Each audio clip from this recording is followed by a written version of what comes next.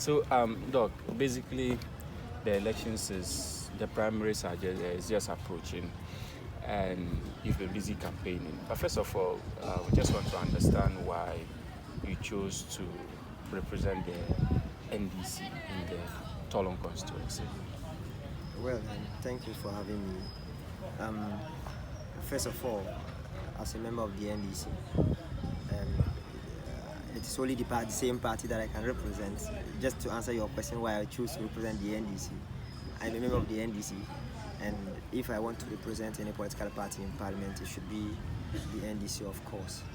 And this is a political party that gives the young ones like us opportunities to explore in parliament, as ministers of state, as DCs, etc. Especially if you commit yourself and you are loyal to the cause of the party, especially something we call volunteerism. It's only in our political party that you can find that you work for the local people, market women, farmers, etc. in the constituency, and even in the urban areas. And you have followed me, and you can see that even sometimes I have to use canoe to cross seas, rivers, to go and meet people, talk to them, to revitalize the volunteerism in them, so that in the next elections, that is 2020, the NDC will come out victoriously. So that's just the purpose. I feel that this is a party where opportunities are given irrespective of where you are coming from. Whether you are a Dagomba, whether you are a Hausa, whether you are a black man, whether you are a white man. You have Harizoko and Co, who are, partially white people, but they are part of our political party. Whether you are rich, whether you are poor, and you know me, my background, I'm not coming from a very rich family, but I can tell you I dine with the richest, in Ghana. That means if you are in NDC, you can dine with, these kind of people. It's different in the NPP, where if you belong to that political party, there are some traditions. You either have to be, people are trying to diffuse that mentality, but you either have to be an Ashanti or a Khan, or you have that money before they can respect you. Kamal is a typical example, the former Nasara coordinator. I met with him on TV3, and I told him boldly that he was going to lose the youth organizer position. He asked me for my reason, and I told him that because of where you are coming from. And when he lost, I called him, and he said, Seidu, you said it. And he has gone into hibernation up to now. So we have some political parties just like the NDC. They give equal opportunities to people irrespective of your age and where you're coming from. So I think I'm the best party, and the best party to represent, to go to parliament is the NDC. And that's why I think I have to go, in this tangent and lead the NDC. Okay, so why Tolon? Because you could have gone for, Tamale Central. Yeah. So why Tolon? What's so special over there? You see, when we have constitutions that govern our political parties, just like Ghanaian constitution, and above all, the Ghanaian constitution is the supreme constitution of the land, and our constitution is under the umbrella of the Ghanaian constitution. And when you look at the constitution of the NDC, you are qualified to represent a constituency if you are up to the age of 21. That is if you want to go to parliament. If you are up to the age of 21, that's one. And two, if you are of sound mind. And of course, I go in the same area with you, and I am not crazy. I am of sound mind. And if you have never had any bad record, especially documented in our law course or at the police station, and I've never had one. And again, you can contest at a place where you hail from. And hail from have so many interpretations, where your grandfathers or your grandparents are coming from there, etc. And my great-grandmother was a queen mother in Langon. And from there, her father moved to become the Kasulana Yakubu, the first. So after his death, in Dagon customs and traditions, a woman cannot become a chief. So that eluded her. Fortunately for her, she gave birth to men. Great men like my father, the late Kasulam Bukari, etc. So the late Kasulam Bukari, my uncle, he ascended the seat of Kasulili so many years after my grandmother died. And after the death of Kasulam Bukari, he served for 3 years in Kasulili. And after his death, we went back again to the late Yana Yakubu and Dani to vie for the kingship. Unfortunately, we didn't get it. And all is by the grace of God. When you are vying for a chieftaincy or any political position, what have you, it is He, Allah, who gives it. He can decide to deny you for a reason. So He denied us. 3 months after the new chief was installed, he died. And by which time we're in the conflict in Dagon. So the regent had to be on the skins for 12 good years. And after the matter was resolved, they gave the capsule back to us. So my roots are from Tolong.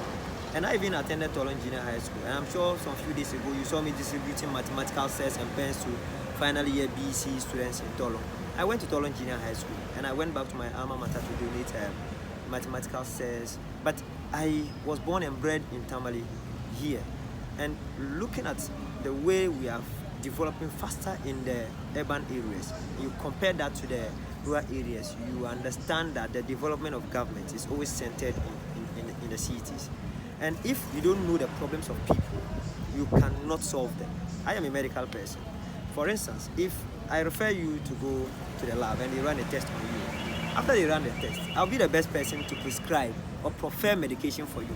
And sometimes even if you go into a microbiology department and they say, okay, you are suffering from this kind of sickness, let me say pneumonia and what have you, they have to prescribe the antibiotics that you have to take and not giving it to someone else to do it for you. So I am born and bred in Tamale, but I have been in Tolong constituency for far too long and I know the place very well. So I am in the right position to help these people, alleviate their suffering and what have you. At least if I cannot take them completely out of poverty, out of illiteracy, out of whichever problem they are into, but at least I'll be able to move them from one place to the other, so that at the end of the day, when I'm going to leave Parliament by the grace of God, someone can also come and continue, follow my footsteps, and within years we'll be able to help our people also come to light. Talking about going to Parliament, the NDC has not decided who leads whichever constituency before the parliamentary elections in 2020. Sure. I mean, looking at the kind of people you are contesting with, how sure are you that the people that you seek to represent will actually, or the delegates, will actually give you the nod to lead them or to lead the party as a parliamentary candidate in the 2020 elections? Yes, this is an interesting question.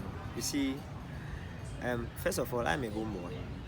When you look around all the candidates... When you say homeboy, what do you mean? I know Tolong better. All the other opponents who are contesting me, you ask them to point to where they live in the constituency, they can't point at a house. But does it really matter in this contest? It does, especially in the villages or in the rural constituencies. I mean, the people have to know where you sleep. They have to know where you eat. If they have problems, who are they coming to consult? You can't always give them to an agent and go and sleep in Accra or Kumasi and tell them when there's any problem, they should see the person. They will need someone who is available. Any one of us. I mean, we have been voting for people to go to Parliament, but we vote for someone who is available. I am coming from Tolong. And as I told you, my grandmother is coming from Kasulili. My grandfather is coming from Tolong itself. So I am a complete, citizen of Tolong. Let me say, someone who is coming from Tolong originally.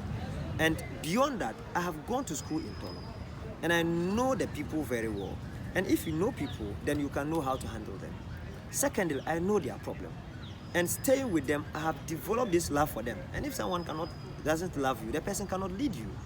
We have had situations where someone will be in Parliament, someone will serve as a minister, someone will serve as a president and won't be able to serve you well. If they don't love you, they can't serve you.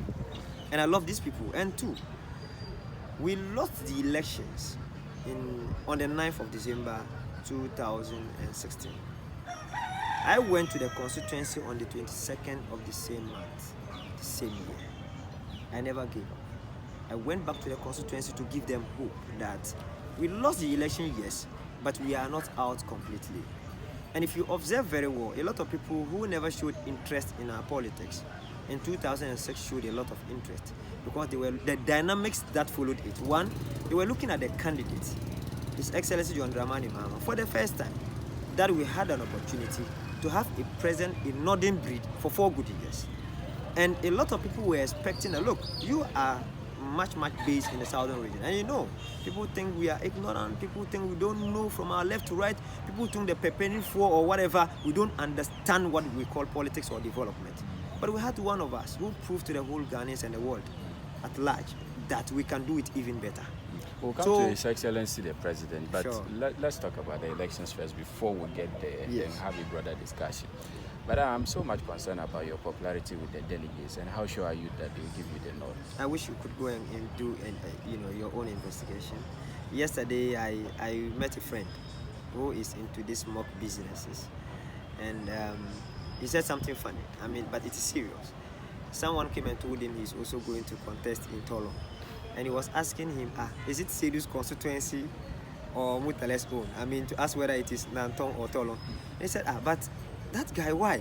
Anybody that I meet to tell the person I'm also contesting for Tolo, you ask me whether it is Seidu's constituency. I mean, that speaks a lot of volumes. It means I am doing a lot of work, and that is also encouraging me to do more, not to relax. It means the work I am doing is really, really producing results. Some few days ago too, I was just lying down in the house sleeping when someone, the delegate, told me he brought their branch chairman to the hospital and he called a constituency executive who told them to call me. It tells you the level of confidence that constituency executives also have in you as an individual. So moving forward, I believe and I'm very sure by the grace of Allah that the delegates are going to give me the nod. And I just pray God grant us good health and long life for you to come and record the victory that we'll be talking, against my opponents. It's not going to be a 50+1. I can tell it's going to be over 80% endorsement. So I trust the delegates and I know they are going to pay me back for my, loyalty and commitment to them since we lost power. So it sounds to me that you are in bed with the constituency executives and then the branch executives.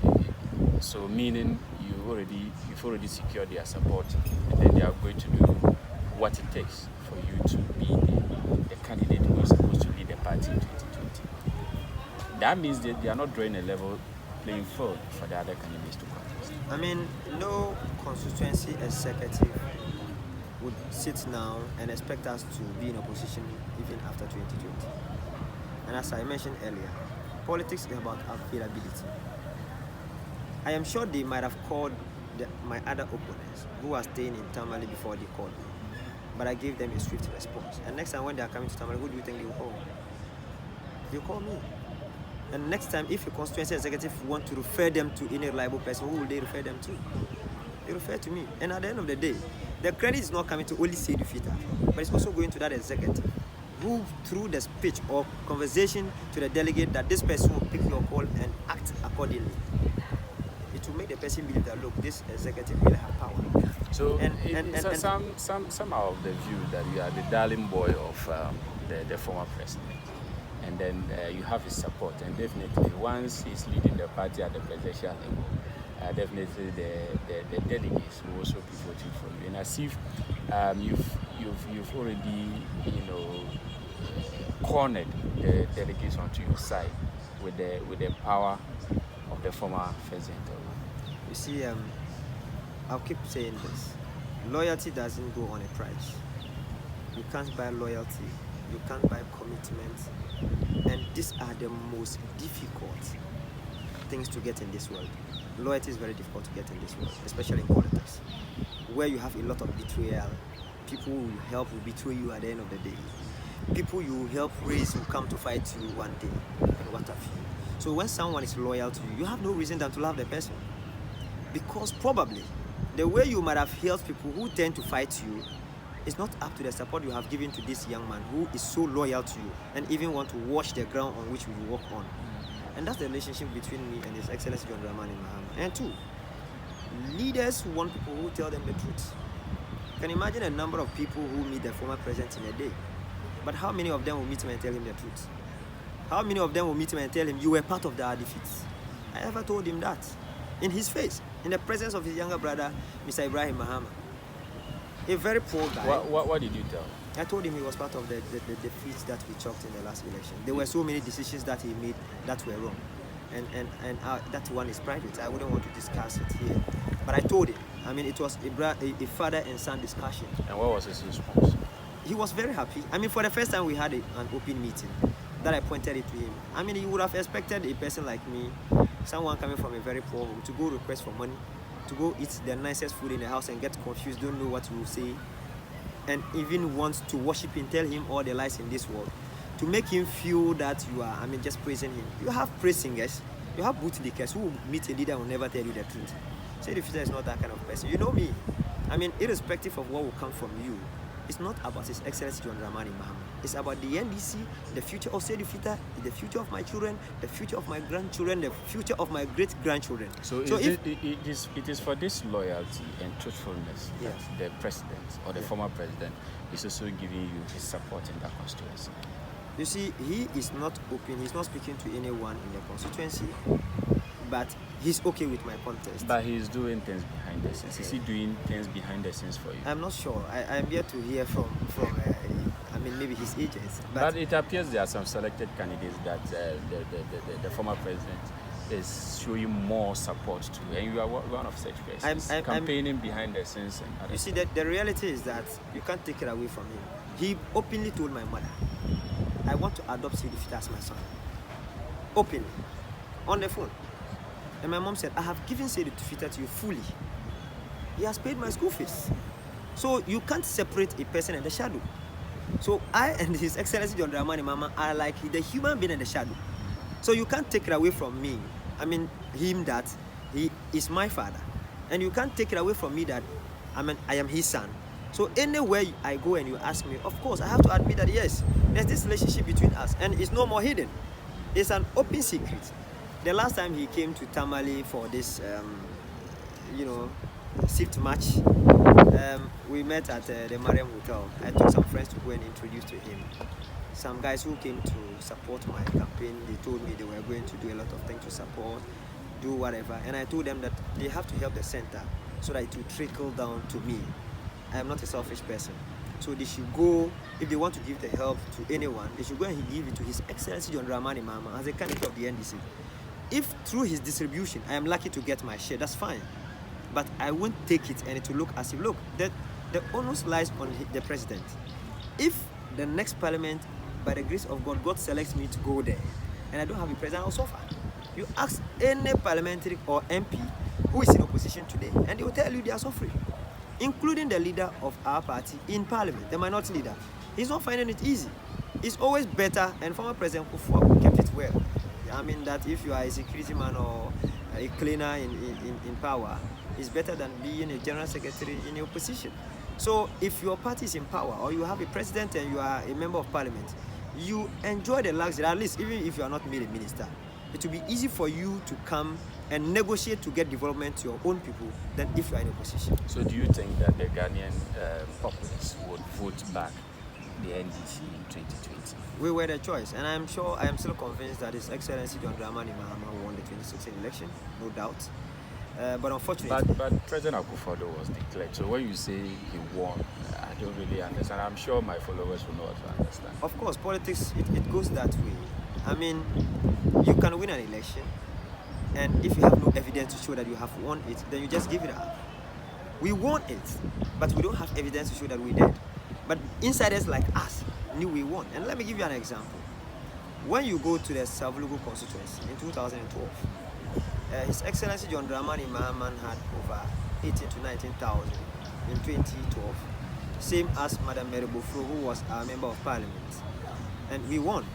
And His Excellency Nana Addo Dankwa Akufo-Addo, then the presidential candidate for NPP, he got around 15,000 votes, same as Honorable Samuel Bunu, to show that those who voted for Nana Addo were the same people who voted for Bunu, and same who voted for His Excellency John Dramani Mahama then were the same people who voted for Madam Mary Bofro. In 2016, Nana Addo votes reduced to 13,000, same as Honorable Samuel. And His Excellency John Dramani Mahama votes went up to 25,000. So you can see the rise in the votes of His Excellency John Dramani Mahama and his popularity, and that of Nana Akufo-Addo going down. But unfortunately, a lot of our polling agents on that day were compromised. And so you could tell that, you go to my constituency, we have a place called Kamonayil, Kasulu Kamonayil. We have 9 branch executives. But when you look at the declaration sheet, we have 7 votes. So even if we didn't have members at the polling station, but we had branch executives who were present. And when I queried all of them, they told me they were there. But we got 7 according to the declaration sheet. So you will understand that a lot of things went. So you actually subscribe to the argument that the ruling government rigged the elections. A lot of things went behind the scenes. A lot of things. So the NDC was asleep then, or you were just complacent? We were complacent and we were asleep. I must confess that we were complicit. We were asleep. In fact, on election day, you would not even see the minister, I don't know whether by accident or whichever way, was a candidate in a constituency. The deputy regional minister, I don't know by accident or whichever way, was also a member of parliament. So the region was left under whose care? The minister was in Wali Wali contest, campaigning to become a member of parliament. The deputy was down there in Sanadabu campaigning to become a member of parliament. I mean, I never crossed even the mayor on the day of the election. A lot of even the NDC MPs, parliamentary candidates, they were not seen. So you cost your own and defeat. Some of them, you cost your own defeat. Of course, we cost our. It was self-inflicted, defeats. And have you learned your lessons? A lot of lessons. Just about 21 months. A lot of lessons has been learned. I think we even learned lessons a day after we were declared, as the losers of the 2016 elections, and we have changed a lot of things from the branch level. We realized that we changed a lot of our branch executives to make way for people who are going to be ready to help us, win 2020 elections. We changed a lot of constituency executives. We restructured the regional level where a lot of people were removed and brought in new or fresh names to take over from the old cast. At the national level, you see that we change a lot of people. And His Excellency John Dramani Mahama. Is it about changing people or re-strategizing? Is it about changing people? Changing people is part of the re-strategizing. And what about policies? What about policies? We'll come to that. Because if you have a player in a field and the player is not doing well, as part of strategy, you have to change the player and give the strategy to the new one coming in, and possibly the person can change the game for you. And that's happened in football, and that's why we have teams in politics. And these executives are the team members who are coming together to formulate a policy to lead the party when we are going to campaign, so that we can come up with a manifesto. And so a lot of things are going to change. And we are coming from two sides. One, His Excellency John Dramani Mahama had a record. He led this country as a president, and someone who is sitting today and was saying a lot of things against His Excellency John Dramani Mahama today is coming against him. Now we have to show the successes of His Excellency John Dramani Mahama to that of Nana Akufo-Addo. If we're doing this and you said it was not good, show us the record. Like this flooding system. His Excellency Nana Akufo-Addo is now blaming Ghanaians attitudinal change for the cause of this flooding. He said something different in their manifesto, page 83, where he talked about building drainage systems and what have you. You are in Accra. Tell me one drainage system that has been constructed under Nana Akufo-Addo in his 30 years. Even regardless, many Ghanaians think that, or some party members, I think, are saying, like the ruling government, are saying that it will be disastrous for Ghanaians to vote back the NDC to power. You don't expect 10 people to go to praise His Excellency John Dramani Mahama against Nana Akufo-Addo. But do you think the government is doing something worth retaining them in power? You are a journalist, and you are also a citizen of Ghana. Compare him today to that of the past. They were talking about fuel prices. You buy 5 cedis worth of fuel and you get 2.25 liters of petrol. Today, even buy 20 Ghana cedis, you get 1.01 liters of petrol. Even under your administration, you come drivers will...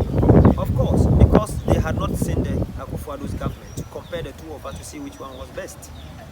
You go back to the issue of comparing the rate of the currency, that is the dollar to the cedi.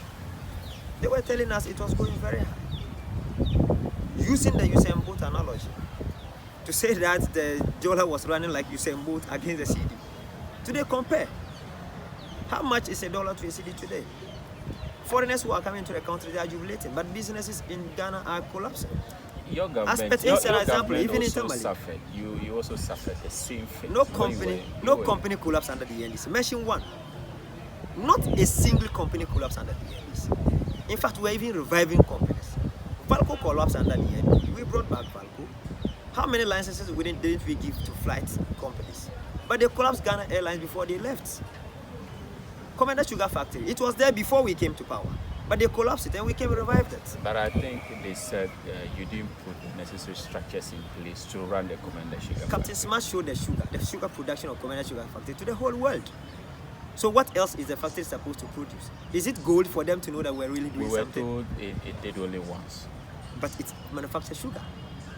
The first consignment that came, we were losing on the heels of that. So should we come back and continue doing it? Or the government that took over from us should continue doing it? It appears you didn't put the right structures in place before the takeover. How can I be a good keeper? You remove me and bring a new one. They score him 10 goals and you are now blaming me, the one you have substituted.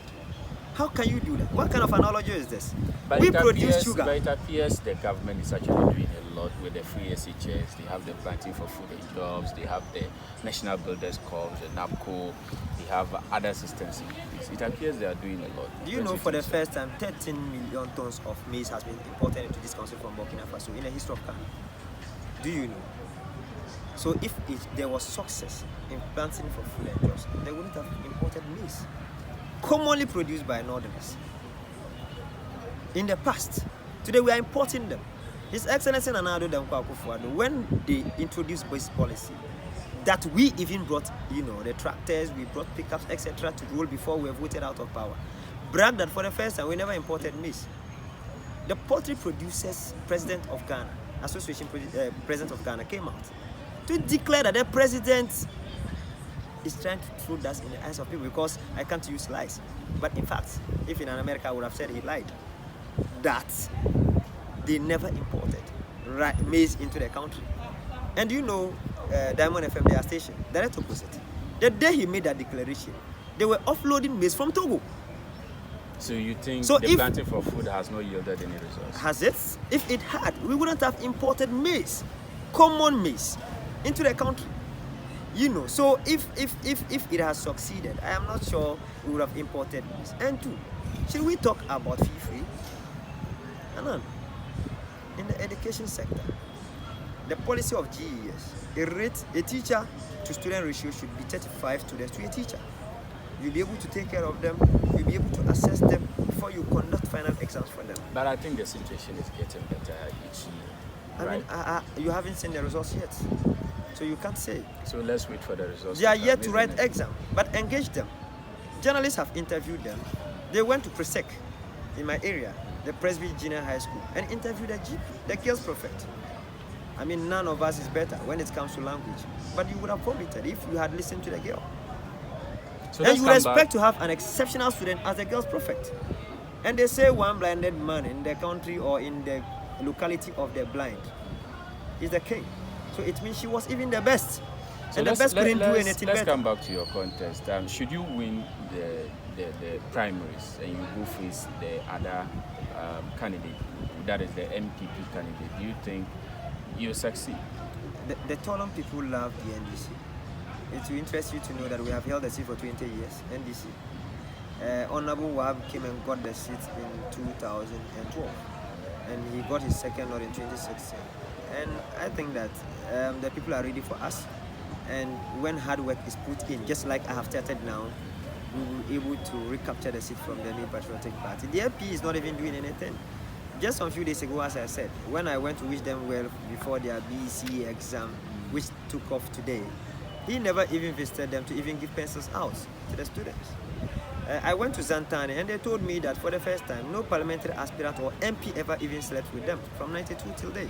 So you think you kick him out? Of course. It's not going to be. With what margin? I can tell you see 80% for the NDC.